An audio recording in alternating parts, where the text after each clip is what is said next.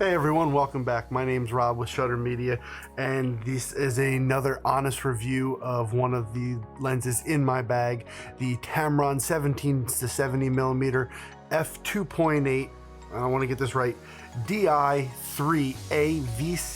RXD. This lens has been in the bag since June, and I finally want to give my honest review on it.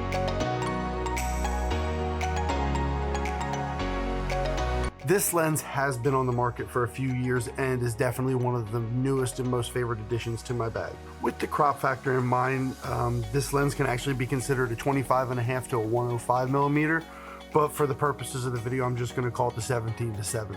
So what I do want to look at in this video is pros, cons, focusing abilities, go over what they call vibration compensation, a little bit about the cost of the lens, and to see if it's worth spending your hard-earned money. I've used this lens from portraits to products and all the in-between. I used it for Christmas mini sessions recently, and with this lens I didn't have to swap not once throughout the day. I love the fact that I could get families of up to 10 all the way down to individual portraits without ever having to swap, something that gave me a wide angle as well as a deep telephoto. And I also like being able to stay at that constant f2.8 aperture. That was really the cherry on top. All right, so let's get right into the Tamron 17-70mm. All right, first up, let's talk about the build and design. The Tamron 17-70mm f2.8 is a solid, well-built lens that feels substantial in the hand. Some could say it feels even a little bit chunky for an APS-C setup like the A6000 series, which I use. It does come in either Fuji X or Sony E-mounting options. It also has a 67mm thread to attach filters such as ND and mist. The body is plastic, but that in no way makes it feel cheap here. To me, I will say that this heft gives it a professional feel, and you can see this is a lot of glass. With a 9-blade aperture window, the zoom ring is smooth and the focus ring provides just the right amount of resistance. Overall, it's a lens that feels robust and dependable. So like I mentioned, I've been using this lens for about 6 months now, and I would say that the autofocus is quite impressive. My camera specifically doesn't have internal body stabilization, so the vibration compensation on this lens really does help out in certain situations, but that's something I'll discuss in a minute. I find the lens is quick, accurate, reliable, and rarely misses focus. The autofocus on the Tamron is a standout feature, really. The lens is equipped with the Tamron's RXD autofocus drive system, which uses a high-speed precision stepping motor. This motor provides a fast and accurate, really autofocus with minimal noise, making it ideal for both photography and videography. This lens has a minimum distance of focusing at the wide angle of 7.5 inches and about 15.4 inches at the telephoto end, enabling impressive detail and focus at the wide angle, allowing for portrait photography so I can get up nice and close. The lens is also equipped with Sony's eye autofocusing technology.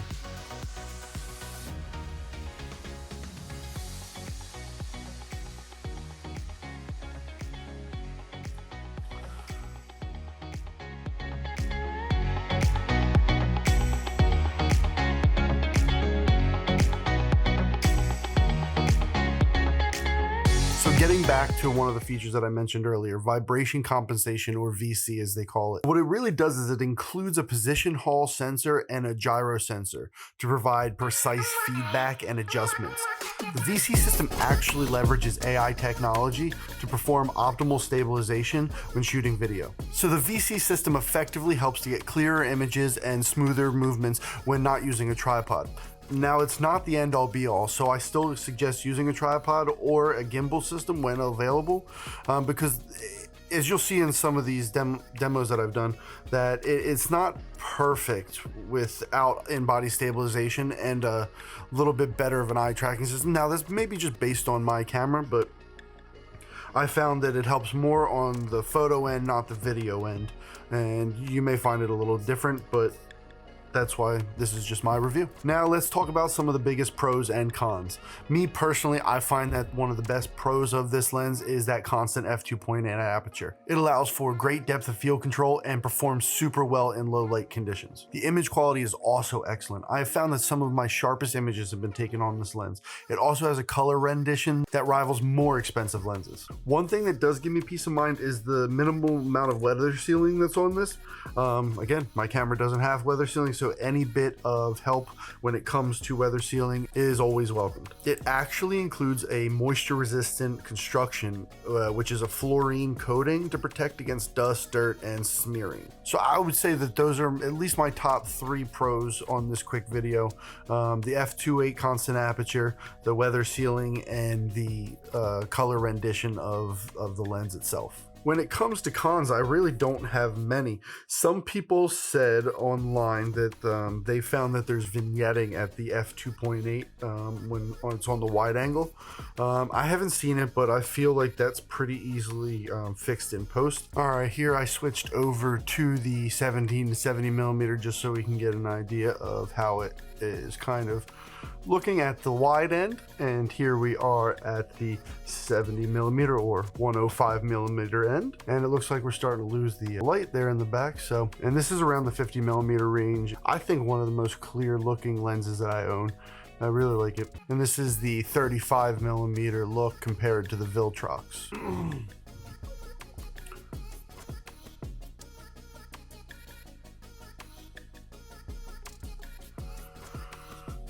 And that's about it for my cons, except actually one small thing.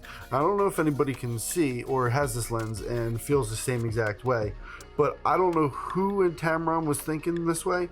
The manual focus ring and the zoom focus ring, it just feels more natural reversed. I think that Tamron messed up maybe just a little bit with this one.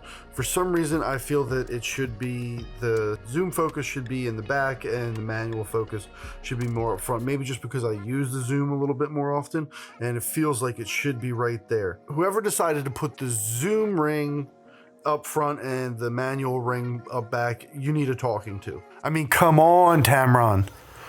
But if that's the worst thing that you guys can do, I'm still a happy customer and I'm still buying. Finally, let's talk about price. The 17-70mm comes in at a whopping $799. A little bit pricey for the APS-C lenses, but I think based off of its versatility and the features that it has, it's well worth it. Some other comparing lenses with wide focal lengths and constant apertures you might want to consider would be the Sigma 18-50mm f2.8 EXDC OS HSM. This lens has a shorter focal length range but offers optical images stabilization and fast autofocus. It's a good option for those who need a little bit more of a wide angle coverage. Priced at just around $400. Next, you got the Sony FE 16-35mm f2.8 G Master. Now this is a wide angle zoom lens with a constant f2.8. Great for landscapes, architecture, and again, product photography. This one's priced at around $1,200. And lastly, the Sony full frame 24-105 f4 GOSS. Now this is a standard zoom lens again with optical image stabilization, offering a versatile focal range for various shooting situations.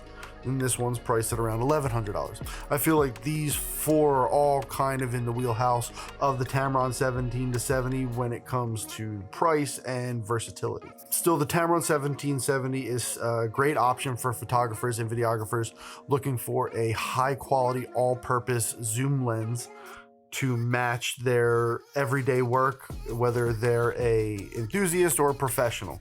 I think this lens has a lot to offer and it's worth the investment.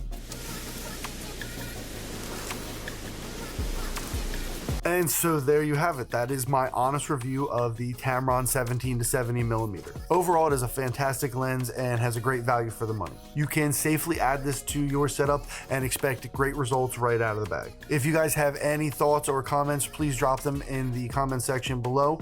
Like, subscribe, share, let your friends know. I'd love to continue to grow, get better at doing this, and giving you guys more reviews, and hopefully we learn and grow together. Until next time, keep shooting.